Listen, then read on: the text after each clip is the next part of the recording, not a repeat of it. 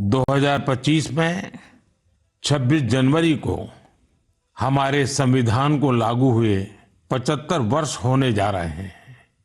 हम सभी के लिए बहुत गौरव की बात है।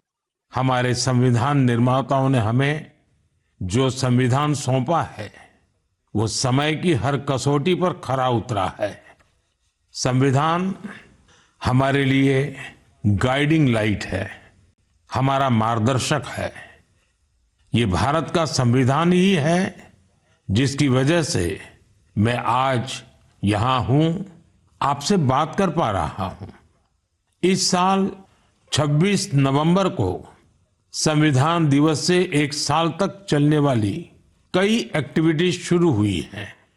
देश के नागरिकों को संविधान की विरासत से जोड़ने के लिए constitution75.com नाम से एक खास वेबसाइट भी बनाई गई है। इसमें आप संविधान की प्रस्तावना पढ़कर अपना वीडियो अपलोड कर सकते हैं। अलग अलग भाषाओं में संविधान पढ़ सकते हैं। संविधान के बारे में प्रश्न भी पूछ सकते हैं। मन की बात के श्रोताओं से, स्कूल में पढ़ने वाले बच्चों से, कॉलेज में जाने वाले युवाओं से मेरा आग्रह है, इस वेबसाइट पर जरूर जाकर देखें, इसका हिस्सा बने। साथियों, अगले महीने 13 तारीख से प्रयागराज में महाकुंभ भी होने जा रहा है। इस समय वहां संगम तट पर जबरदस्त तैयारियां चल रही है।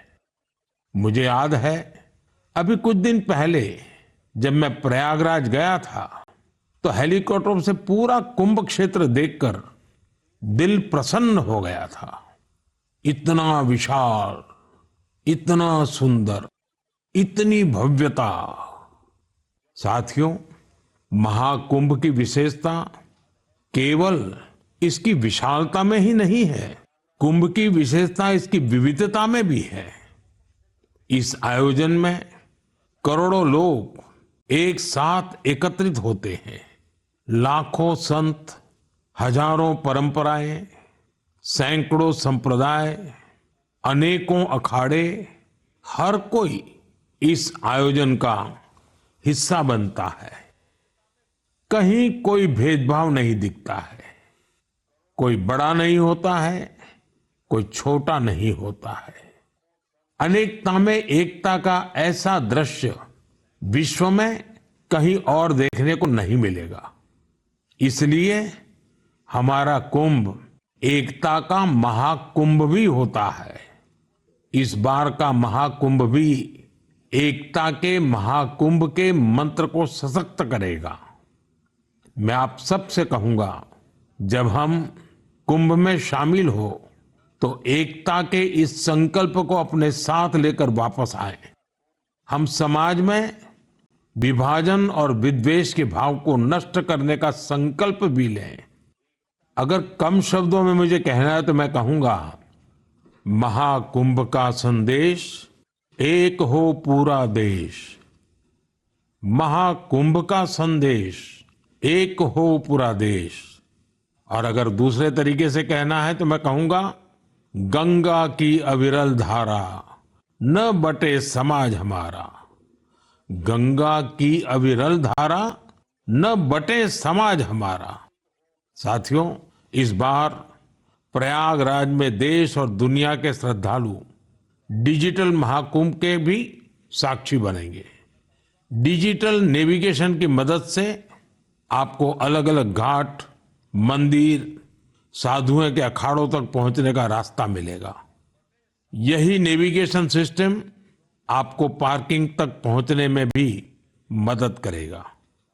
पहली बार कुंभ आयोजन में एआई चैटबॉट का प्रयोग होगा। एआई चैटबॉट के माध्यम से 11 भारतीय भाषाओं में कुंभ से जुड़ी हर तरह की जानकारी हासिल की जा सकेगी। इस चैटबॉट से कोई भी टेक्स्ट टाइप करके या बोलकर किसी भी तरह की मदद मांग सकता है। पूरा मेला क्षेत्र को एआई पावर्ड कैमरा से कवर किया जा रहा है। कुंभ में अगर कोई अपने परिचित से बिछड़ जाएगा तो इन कैमरों से उन्हें खोजने में भी मदद मिलेगी। श्रद्धालुओं को digital lost and found centre की सुविधा भी मिलेगी। श्रद्धालुओं को मोबाइल पर गवर्नमेंट अप्रूव्ड टूर पैकेजेस, ठहरने की जगह और होम स्टे के बारे में भी जानकारी दी जाएगी। आप भी महाकुंभ में जाएं तो इन सुविधाओं का लाभ अवश्य उठाएं। और हाँ, हैशटैग एकता का महाकुंभ के साथ अपनी सेल्फी जरूर अपलोड करिएगा। साथियों, मन की बात यानी MKB में अब बात KTB की। जो बड़े बुजुर्ग हैं उनमें से बहुत से लोगों को KTB के बारे में पता नहीं होगा, लेकिन जरा बच्चों से पूछिए। KTB उनके बीच बहुत ही सुपरहिट है। KTB यानी क्रश, त्रुश और बाल्टी बॉय। आपको शायद पता होगा, बच्चों की पसंदीदा एनिमेशन सीरीज और उसका नाम है KTB भारत है हम। और अब इसका दूसरा सीजन भी आ गया है। ये 3 एनिमेशन कैरेक्टर हमें भारतीय स्वतंत्रता संग्राम के उन नायक नायिकाओं के बारे में बताते हैं जिनकी ज्यादा चर्चा नहीं होती। हाल ही में इसका सीजन 2 बड़े ही खास अंदाज में international film festival of India Goa में लॉन्च हुआ।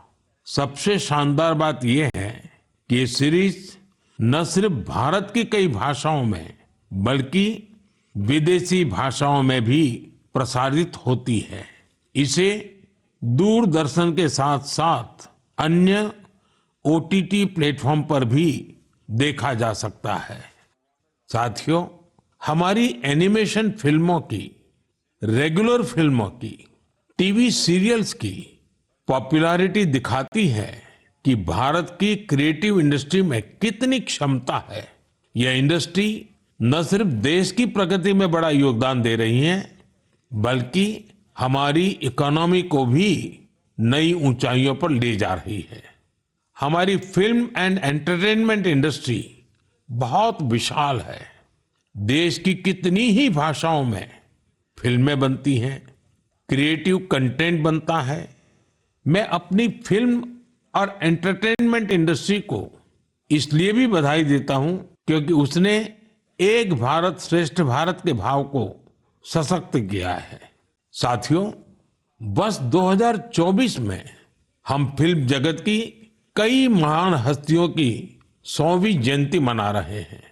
इन विभूतियों ने भारतीय सिनेमा को विश्व स्तर पर पहचान दिलाई। राज कपूर जी ने फिल्मों के माध्यम से दुनिया को भारत के सॉफ्ट पावर से परिचित कराया। रफी साहब की आवाज में वो जादू था जो हर दिल को छू लेता था। उनकी आवाज अद्भुत थी। भक्ति गीत हो या रोमांटिक सॉन्ग्स, दर्द भरे गाने हो, हर इमोशन को उन्होंने अपनी आवाज से जीवंत कर दिया। एक कलाकार के रूप में उनकी महानता का अंदाजा इसी से लगाया जा सकता है कि आज भी युवा पीढ़ी उनके गानों को उतनी ही शिद्दत से सुनती है। यही तो है टाइमलेस आर्ट की पहचान। अक्कीनेनी नागेश्वर राव गारू ने तेलुगु सिनेमा को नई ऊंचाइयों तक पहुंचाया है। उनकी फिल्मों ने भारतीय परंपराओं और मूल्यों को बखूबी प्रस्तुत किया। तपन सिन्हा जी की फिल्मों ने समाज को एक नई दृष्टि दी।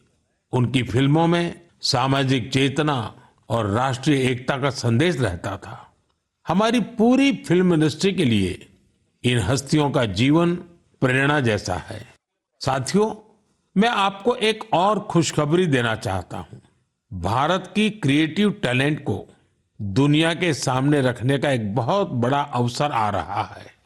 अगले साल हमारे देश में पहली बार world audio visual entertainment summit यानी वेव समिट का आयोजन होने वाला है।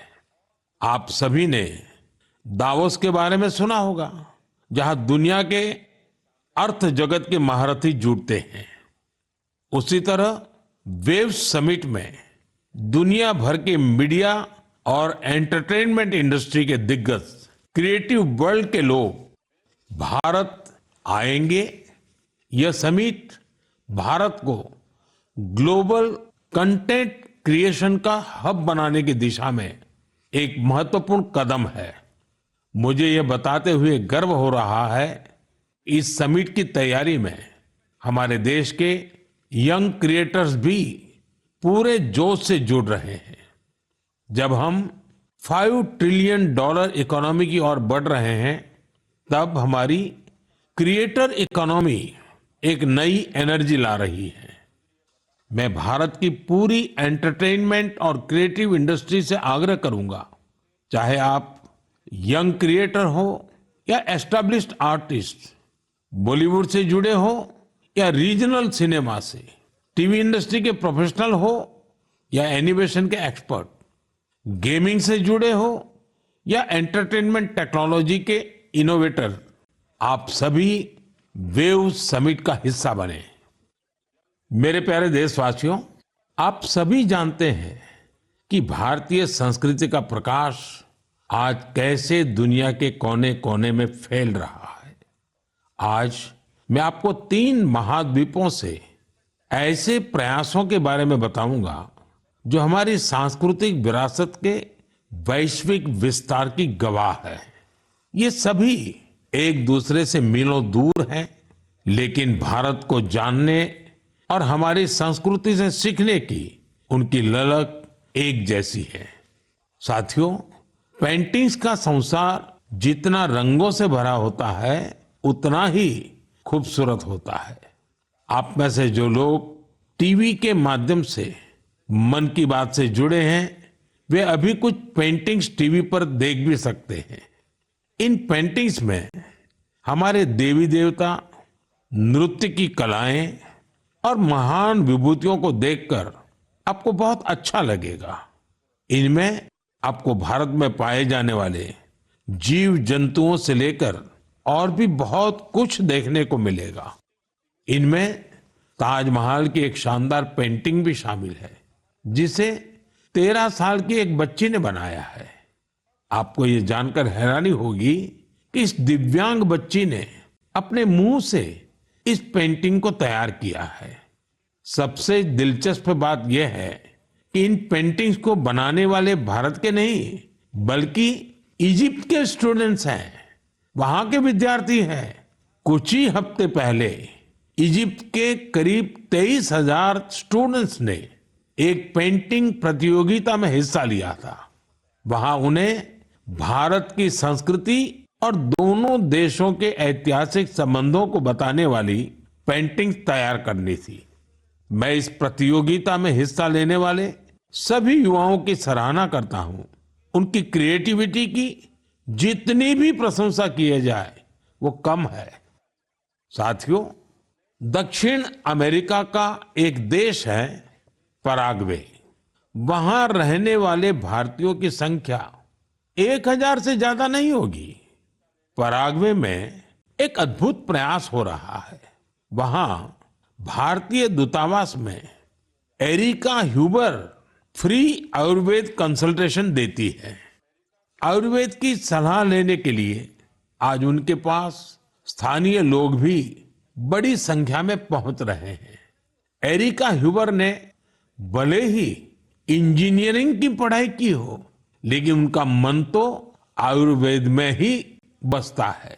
उन्होंने आयुर्वेद से जुड़े कोर्सेज किए थे और समय के साथ वे इसमें पारंगत होती चली गई।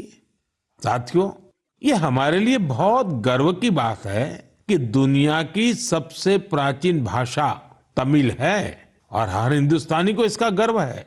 दुनिया भर के देशों में इसे सीखने वालों की संख्या लगातार बढ़ रही है। पिछले महीने के आखिर में फिजी में भारत सरकार के सहयोग से तमिल टीचिंग प्रोग्राम शुरू हुआ। बीते 80 वर्षों में यह पहला अवसर है जब फिजी में तमिल के ट्रेन टीचर्स इस भाषा को सिखा रहे हैं। मुझे ये जानकर अच्छा लगा कि आज फिजी के स्टूडेंट्स तमिल भाषा और संस्कृति को सीखने में काफी दिलचस्पी ले रहे हैं। साथियों, ये बातें, ये घटनाएं सिर्फ सफलता की कहानियां नहीं है, ये हमारी सांस्कृतिक विरासत की भी गाथाएं हैं। ये उदाहरण हमें गर्व से भर देते हैं। आर्ट से आयुर्वेद तक और लैंग्वेज से लेकर म्यूजिक तक भारत में इतना कुछ है जो दुनिया में छा रहा है। साथियों, सर्दी के इस मौसम में देश भर से खेल और फिटनेस को लेकर कई एक्टिविटीज हो रही हैं। मुझे खुशी है कि लोग फिटनेस को अपनी दिनचर्या का हिस्सा बना रहे हैं। कश्मीर में स्कीइंग से लेकर गुजरात में पतंगबाजी तक हर तरफ खेल का उत्साह देखने को मिल रहा है। संडे ऑन साइकिल और साइकिलिंग ट्यूसडे जैसे अभियानों से साइकिलिंग को बढ़ावा मिल रहा है। साथियों, अब मैं आपको एक ऐसी अनोखी बात बताना चाहता हूं जो हमारे देश में आ रहे बदलाव और युवा साथियों के जोश और जज्बे का प्रतीक है। क्या आप जानते हैं कि हमारे बस्तर में एक अनूठा ओलंपिक शुरू हुआ है?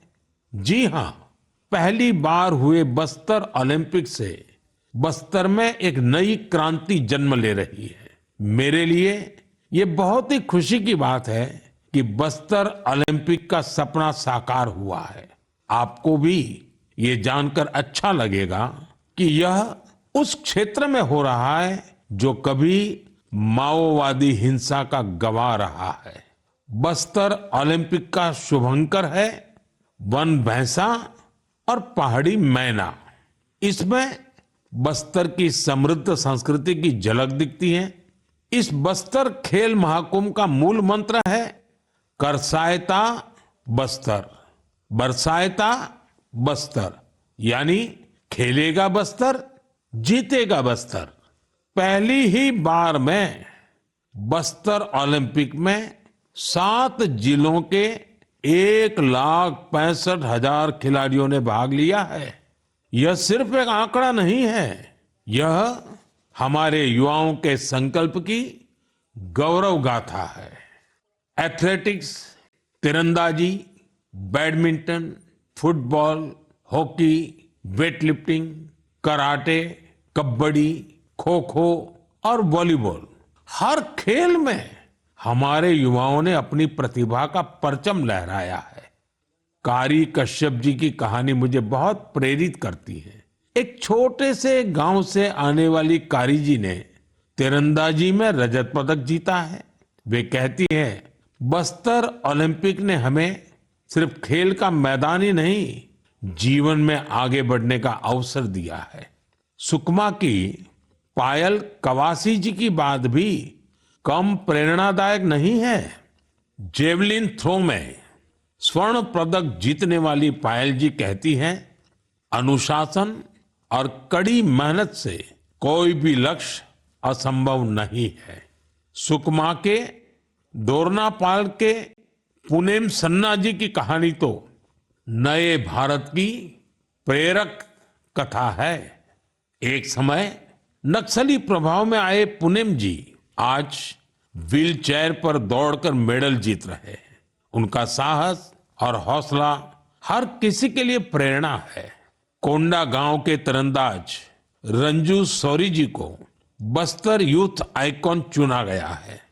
उनका मानना है बस्तर ओलंपिक दूर दराज के युवाओं को राष्ट्रीय मंच तक पहुंचाने का अवसर दे रहा है।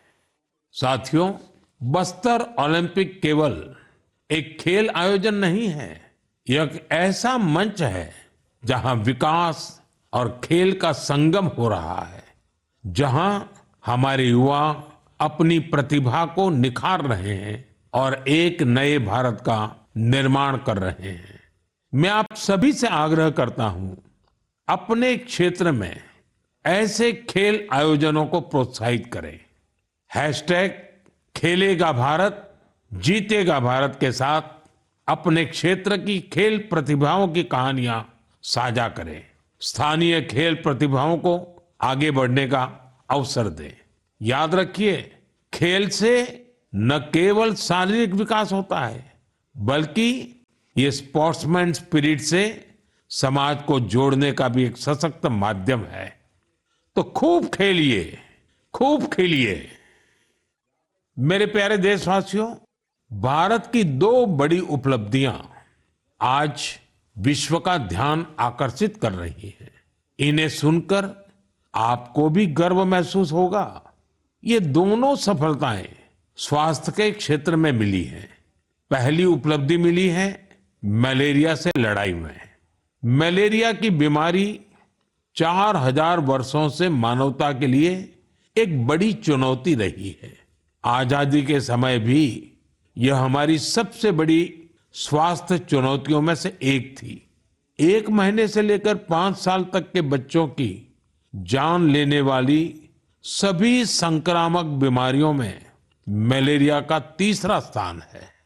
आज मैं संतोष से कह सकता हूं कि देशवासियों ने मिलकर इस चुनौती का दृढ़ता से मुकाबला किया है। विश्व स्वास्थ्य संगठन WHO की रिपोर्ट कहती है, भारत में 2015 से 2023 के बीच मलेरिया के मामलों और इससे होने वाली मौतों में 80% की कमी आई है। यह कोई छोटी उपलब्धि नहीं है। सबसे सुखद बात यह है, यह सफलता जन जन की भागीदारी से मिली है। भारत के कोने कोने से, हर जिले से हर कोई इस अभियान का हिस्सा बना है।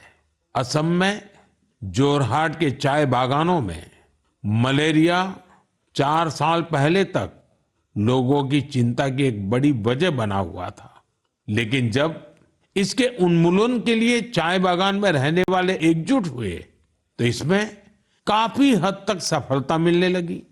अपने इस प्रयास में उन्होंने टेक्नोलॉजी के साथ साथ सोशल मीडिया का भी भरपूर इस्तेमाल किया है। इसी तरह हरियाणा के कुरुक्षेत्र जिले ने मलेरिया पर नियंत्रण के लिए बड़ा अच्छा मॉडल पेश किया। यहाँ मलेरिया की मॉनिटरिंग के लिए जन भागीदारी काफी सफल रही है। नुक्कड़ नाटक और रेडियो के जरिए ऐसे संदेशों पर जोर दिया गया जिससे मच्छरों की ब्रीडिंग कम करने में काफी मदद मिली है। देश भर में ऐसे प्रयासों से ही हम मलेरिया के खिलाफ जंग को और तेजी से आगे बढ़ा पाए हैं। साथियों, अपनी जागरूकता और संकल्प शक्ति से हम क्या कुछ हासिल कर सकते हैं, इसका दूसरा उदाहरण है कैंसर से लड़ाई। दुनिया के मशहूर मेडिकल जर्नल लैंसेट की स्टडी वाकई बहुत उम्मीद बढ़ाने वाली है। इस जर्नल के मुताबिक अब भारत में समय पर कैंसर का इलाज शुरू होने की संभावना काफी बढ़ गई है। समय पर इलाज का मतलब है कैंसर मरीज का ट्रीटमेंट 30 दिनों के भीतर ही शुरू हो जाना। और इसमें बड़ी भूमिका निभाई है आयुष्मान भारत योजना ने। इस योजना की वजह से कैंसर के 90% मरीज समय पर अपना इलाज शुरू करा पाए हैं। ऐसा इसलिए हुआ है क्योंकि पहले पैसे के अभाव में गरीब मरीज कैंसर की जांच में, उसके इलाज से कतराते थे। अब आयुष्मान भारत योजना उनके लिए बड़ा संबल बनी है। अब वो आगे बढ़कर अपना इलाज कराने के लिए आ रहे हैं। आयुष्मान भारत योजना ने कैंसर के इलाज में आने वाली पैसों की परेशानी को काफी हद तक कम किया है। अच्छा ये भी है कि आज समय पर कैंसर के इलाज को लेकर लोग पहले से कहीं अधिक जागरूक हुए हैं। यह उपलब्धि जितनी हमारे हेल्थ केयर सिस्टम की है, डॉक्टरों, नर्सों और टेक्निकल स्टाफ की है, उतनी ही आप सभी मेरे नागरिक भाई बहनों की भी है। सबके प्रयास से कैंसर को हराने का संकल्प और मजबूत हुआ है। इस सफलता का क्रेडिट उन सभी को जाता है जिन्होंने जागरूकता फैलाने में अपना अहम योगदान दिया है। कैंसर से मुकाबले के लिए एक ही मंत्र है, अवेयरनेस, एक्शन और एश्योरेंस। अवेयरनेस यानी कैंसर और इसके लक्षणों के प्रति जागरूकता, एक्शन यानी समय पर जांच और इलाज, एश्योरेंस यानी मरीजों के लिए हर मदद उपलब्ध होने का विश्वास। आइए हम सब मिलकर कैंसर के खिलाफ इस लड़ाई को तेजी से आगे ले जाएं और ज्यादा से ज्यादा मरीजों की मदद करें। मेरे प्यारे देशवासियों, आज मैं आपको उड़ीसा के कालाहांडी के एक ऐसे प्रयास की बात बताना चाहता हूं जो कम पानी और कम संसाधनों के बावजूद सफलता की नई गाथा लिख रहा है। यह है कालाहांडी की सब्जी क्रांति। जहां कभी किसान पलायन करने को मजबूर थे, वहीं आज कालाहांडी का गोला मुंडा ब्लॉक एक वेजिटेबल हब बन गया है। यह परिवर्तन कैसे आया? इसकी शुरुआत सिर्फ 10 किसानों के एक छोटे से समूह से हुई। इस समूह ने मिलकर एक एफपीओ किसान उत्पाद संघ की स्थापना की, खेती में आधुनिक तकनीक का इस्तेमाल शुरू किया और आज उनका ये एफपीओ करोड़ों का कारोबार कर रहा है। आज 200 से अधिक किसान इस एफपीओ से जुड़े हैं, जिनमें 45 महिला किसान भी हैं। ये लोग मिलकर 200 एकड़ में टमाटर की खेती कर रहे हैं, 150 एकड़ में करेले का उत्पादन कर रहे हैं। अब इस एफपीओ का सालाना टर्नओवर भी बढ़कर 1.5 करोड़ से ज्यादा हो गया है। आज कालाहांडी की सब्जियां न केवल ओडिशा के विभिन्न जिलों में बल्कि दूसरे राज्यों में भी पहुंच रही हैं और वहां का किसान अब आलू और प्याज की खेती की नई तकनीकें सीख रहा है। साथियों, कालाहांडी की यह सफलता हमें सिखाती है कि संकल्प शक्ति और सामूहिक प्रयास से क्या नहीं किया जा सकता।